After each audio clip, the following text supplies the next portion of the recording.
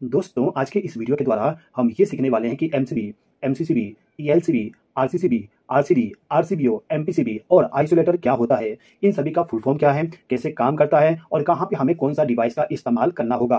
तो दोस्तों, सबसे पहले हम बात कर लेते हैं आइसोलेटर के बारे में। आइसोलेटर केवल एक प्रकार का स्विच होता है। आपके घर में जो बल्ब को चालू और बंद करने के लिए स्विच इस्तेमाल करते हो ना, वही स्विच आपका आइसोलेटर होता है। उस स्विच को आप चाहो तो आइसोलेटर भी कह सकते हो। आइसोलेटर के द्वारा आपको किसी भी प्रकार का प्रोटेक्शन नहीं मिलेगा। केवल काम इसका यही होता है कि पावर सप्लाई को चालू करे और बंद करे। ओके, सेकंड डिवाइस हमारा है एमसीबी। एमसीबी का फुल फॉर्म होता है मिनिएचर सर्किट ब्रेकर। एमसीबी का इस्तेमाल आपके घर में भी किया गया होगा। यदि आप देखोगे आपके घर का जो मेन डिस्ट्रीब्यूशन बोर्ड है तो वहां पे लगा होता है। अब ये जो एमसीबी है, इस एमसीबी का इस्तेमाल हम क्यों करते हैं एक बार समझिए। देखिए दोस्तों, जो हमारे घर में पावर सप्लाई आता है, उस पावर सप्लाई में बहुत सारे इलेक्ट्रिकल फॉल्ट आते हैं। उन सभी फॉल्ट में से दो फॉल्ट ऐसे हैं जो बहुत ही ज्यादा हमारे घरों में देखने को मिल जाता है। सबसे पहला होता है ओवरलोड और सेकंड होता है शॉर्ट सर्किट। तो ये जो दोनों फॉल्ट है, इन्हीं दोनों फॉल्ट के प्रोटेक्शन के लिए हम एमसीबी का इस्तेमाल करते हैं। दोस्तों, आगे बढ़ने से पहले मैं आपको एक चीज और बताना चाहूंगा कि जो एमसीबी होता है और जो आइसोलेटर होता है, ये दोनों के दोनों देखने में एक जैसे होते हैं। जो आपका एमसीबी है उसी के जैसे ही आपका आइसोलेटर भी होता है। वैसे तो आइसोलेटर आपको बहुत सारे टाइप के मिल जाएंगे, लेकिन जो एमसीबी टाइप का आइसोलेटर होता है वो सेम टू सेम एमसीबी के जैसे ही दिखता है। यदि आप मार्केट में बाय करने जाते हो एमसीबी, तो दुकानदार क्या करता है कि आपको सस्ते में बेचने के चक्कर में आपको एमसीबी की जगह आइसोलेटर भी प्रोवाइड कर देता है। और यदि आप आइसोलेटर को आपके घर में लगा दोगे तो आपको किसी भी प्रकार का प्रोटेक्शन नहीं मिलेगा। आप स्क्रीन पे देख सकते हैं कि एमसीबी का सिंबल क्या होता है और आइसोलेटर का सिंबल क्या होता है। आप जब भी कभी एमसीबी को बाय करने जाओ तो उस समय एमसीबी के ऊपर में जो सिंबल बना होता है उसको देख लीजिएगा कि वो एमसीबी है कि नहीं है। ओके, अब इसके बाद में जो नेक्स्ट डिवाइस है वो है एमसीसीबी। एमसीसीबी का फुल फॉर्म होता है मॉड्यूल कैश सर्किट ब्रेकर। देखिए दोस्तों, जो एमसीबी होता है उस एमसीबी को यदि आप बाय करने जाओगे तो आपको एमसीबी केवल 63 एम्पीयर तक मिलेगा। अभी के टाइम पे आपको 100 एम्पीयर का भी एमसीबी मिल जाएगा, लेकिन पहले के टाइम पे 63 एम्पीयर तक का ही एमसीबी मिलता था। अब यदि आपको इससे ज्यादा रेटिंग वाली प्रोटेक्शन डिवाइस चाहिए तो उस कंडीशन में आपको एमसीसीबी बाय करना पड़ेगा। एमसीसीबी जो होता है वो भी आपको ओवरलोड और शॉर्ट सर्किट का प्रोटेक्शन प्रोवाइड करेगा। यानी कि आप कह सकते हो कि जो एमसीबी आपको प्रोटेक्शन प्रोवाइड करके देगा, सेम टू सेम आपका जो एमसीसीबी है वो भी प्रोटेक्शन प्रोवाइड करके देगा। वैसे तो जो एमसीसीबी होता है वो आपको मार्केट में 1000 एम्पीयर तक मिल जाएगा, लेकिन अभी के टाइम पे यदि आप बाय करने जाते हो तो आपको उससे ज्यादा रेटिंग वाला भी एमसीसीबी मिल जाएगा, क्योंकि अभी के टाइम पे बहुत सारे ऐसे कंपनियां हैं जो एमसीसीबी को 1000 से भी ज्यादा रेटिंग वाली बना रही है। अब इसके बाद में जो नेक्स्ट डिवाइस है ये है आरसीसीबी। आरसीसीबी का फुल फॉर्म होता है residual current circuit breaker. RCCB जो होता है इसको आपको कंपलसरी आपके घर में लगाना चाहिए। इसको क्यों हमारे घर में लगाना चाहिए, इसको हम थोड़ा सा समझ लेते हैं।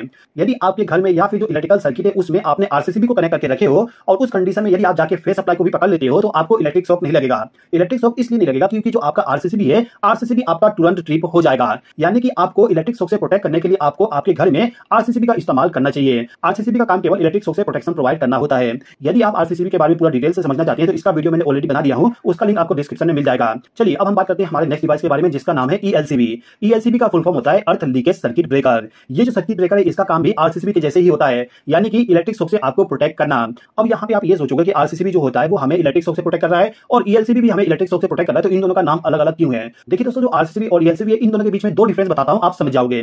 सबसे पहले हम बात करते हैं आरसीसीबी के बारे में। जो हमारा आरसीसीबी होता है वो करंट पे ऑपरेट होने वाली डिवाइस है और आरसीसीबी का यदि हम कनेक्शन करते हैं तो उसमें हमें केवल फेस सप्लाई और न्यूट्रल सप्लाई का ही इस्तेमाल करना पड़ेगा। लेकिन जो ईएलसीबी होता है, ईएलसीबी हमारा वोल्टेज पे ऑपरेट होने वाली डिवाइस है और ईएलसीबी का जब हम कनेक्शन करने जाएंगे तो उसमें हमें फेस सप्लाई, न्यूट्रल सप्लाई और अर्थिंग वाले वायर को भी कनेक्ट करना पड़ेगा। इसके अलावा भी बहुत सारे डिफरेंस होते हैं, लेकिन वो ज्यादा इंपॉर्टेंट नहीं है। फिलहाल के टाइम पे केवल ये समझिए कि आरसीसीबी और ईएलसीबी दोनों एक प्रकार का डिवाइस है जो हमें इलेक्ट्रिक शॉक या फिर अर्थ फॉल्ट से प्रोटेक्शन प्रोवाइड करता है।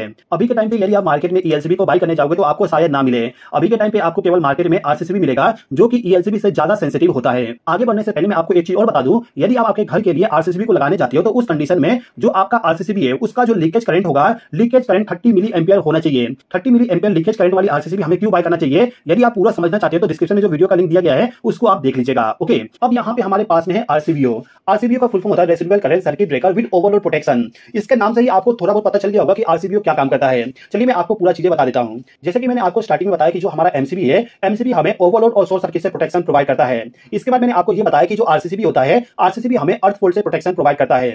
अब यहाँ पे यदि हमें अर्थ फॉल्ट, ओवरलोड और शॉर्ट सर्किट से प्रोटेक्शन चाहिए तो हमें यहाँ पे एमसीबी और आरसीसीबी दो डिवाइस का इस्तेमाल करना पड़ेगा।